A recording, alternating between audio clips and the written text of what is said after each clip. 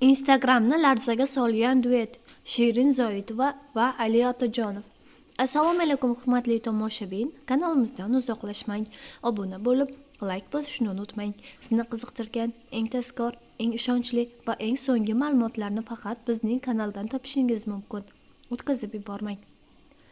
Mashhur xonanda Shirin Zoitova va Ali Otajonov birgalikda ijro etgan Sevgim nomli dueti yaqinda ularning Instagram sahifalarida tarqaldi.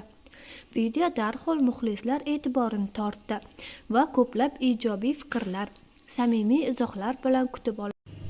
Ko'pchilik foydalanuvchilar duet ijrosidagi hissiyot va musiqiy uyg'unlikni yuqori baholadi.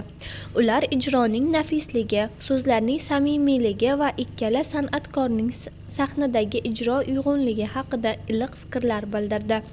Ba'zi muxlislar hatto bu qo'shiq qalbimizga yetib bordi yoki sizlarning ovozingiz bir-biriga juda mos keladi, juda chiroyli duet bo'libdi kabi izohlar yozishdi.